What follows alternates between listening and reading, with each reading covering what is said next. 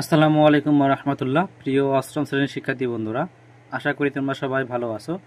আজকে আমরা আলোচনা করব তোমাদের যে ইংরেজি ফার্স্ট পেপার বই রয়েছে, সেই ইংরেজি ফার্স্ট পেপার বই হচ্ছে 14 পৃষ্ঠায়।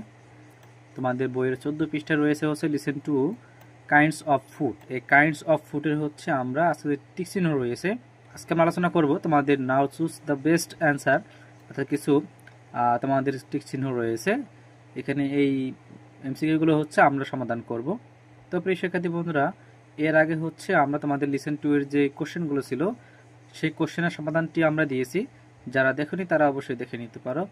এর আগে হচ্ছে তোমাদের যে লিসেন ওয়ান রয়েছিল, লিসেন ওয়ানের গুড ফুড সম্পর্কেও আমি একটি ভিডিও দিয়েছি বাংলা অনুবাদ উচ্চারণ সহ, তোমরা সেটা দেখে নিতে পারো। তো প্রিয় শিক্ষার্থী বন্ধুরা, চলো আমরা এই কোশ্চেনগুলোর সমাধান করি। এখানে এক নম্বর বলা রয়েছে হচ্ছে যে এক নম্বর ছিল foods are divided into classes according to their, অর্থাৎ এই খাবারগুলো হচ্ছে কি ডিভাইডেড বিভক্ত, ক্লাসেস বিভিন্ন শ্রেণীতে কি বিভক্ত হয়, অ্যাকর্ডিং টু দেয়ার তাদের তাদের কিসের মাধ্যমে এই খাবারগুলি কি হয় বিভিন্ন শ্রেণীতে বিভক্ত হয়। এক নম্বর হচ্ছে কালার্স অ্যান্ড টেস্ট, স্বাদ এবং রং অনুযায়ী কি খাদ্যগুলো শ্রেণী বিভক্ত হয়, নাকি শেপস অ্যান্ড সাইজ, আকৃতি ও আকার অনুযায়ী কি হয়, সাবস্ট্যান্স দে কন্টেইন, এবং সাবস্ট্যান্স মানে হচ্ছে উপাদান, মানে তাদের কি উপাদান অনুযায়ী কি তারা বিভক্ত হয় কিনা, ওয়াটার দে কন্টেইন, অর্থাৎ তাদের মধ্যে যে পানি আছে সেটা অনুযায়ী কি বিভক্ত হয় কিনা। এটার সঠিক উত্তর হবে সি নাম্বার, সাবস্ট্যান্স দে কন্টেইন, অর্থাৎ তাদের মধ্যে যে উপাদান আছে তা অনুযায়ী কি হয় বিভক্ত হয়। আমাদের কারেক্ট অ্যান্সার হচ্ছে সি নাম্বার। প্রিয় শিক্ষার্থী বন্ধুরা, এবার দেখবো হচ্ছে আমরা 2 নম্বর সমাধান। 2 নম্বর বলা রয়েছে যে potatoes contain A lot of, অর্থাৎ পটেটোস আলুর মধ্যে প্রচুর পরিমাণে কি থাকে, কার্বোহাইড্রেট নাকি প্রোটিন নাকি ভিটামিন নাকি মিনারেলস। আমরা জানি হচ্ছে আলুর মধ্যে থাকে কার্বোহাইড্রেট, শর্করা ও শ্বেতসার।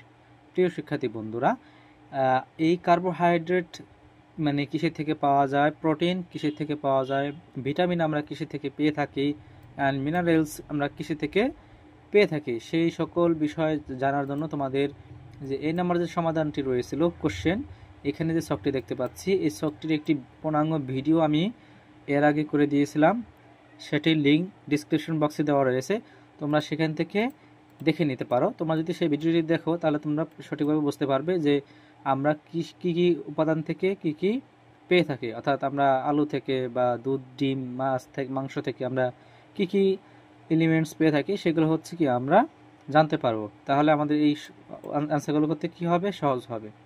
এরপরে অ্যান্সার হচ্ছে বাটার অ্যান্ড ঘি আর এ গুড সোর্স অফ, অর্থাৎ মাখন ও ঘি যার ভালো উৎস কি, অর্থাৎ মাখন এবং ঘির কি ভালো উৎসটা কি, প্রোটিন নাকি ফ্যাট নাকি ভিটামিনস না কার্বোহাইড্রেট। কোথা থেকে হচ্ছে মাখন এবং ঘি পাওয়া যায়, কৃষি থেকে পাওয়া যায়। আমরা জানি মাখন এবং ঘিটা পাওয়া যায় হচ্ছে, ঘি যেহেতু একটি তেল জাতীয় উপাদান, সেক্ষেত্রে আমরা ঘিটা পেয়ে থাকি কৃষি থেকে, ফ্যাট থেকে। বি নাম্বার সঠিক অ্যান্সার, অ্যান্সার বি, ফ্যাট, চর্বি, অর্থাৎ বাটার এবং ঘি হচ্ছে আমরা ফ্যাট থেকে পেয়ে থাকি।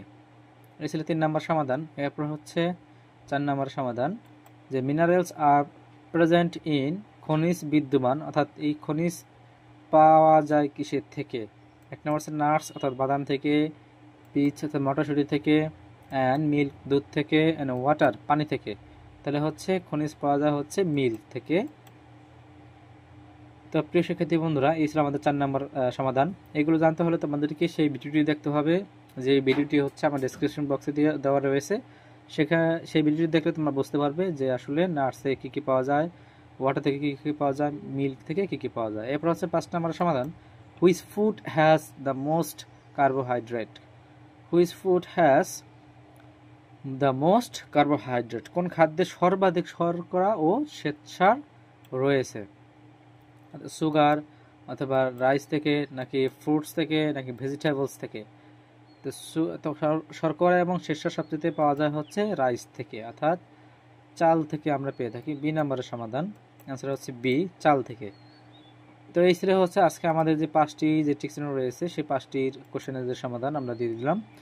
আশা করি তোমরা বুঝতে পেরেছো এই রাইস থেকে কি কি পাওয়া যায়, অর্থাৎ ফ্রুটস থেকে কি কি পাওয়া যায়, ভেজিটেবলস থেকে কি কি পাওয়া যায়, সেটির একটি ভিডিও কিন্তু আমরা দিয়েছি, তোমরা সেটা দেখে নিতে পারো। এবং পরবর্তীতে হচ্ছে আমরা লিসন 3 নিয়ে হচ্ছে আলোচনা করব। পরবর্তী ভিডিও দেখার আমন্ত্রণ জানিয়ে বিদায় নিচ্ছি। আল্লাহ হাফেজ।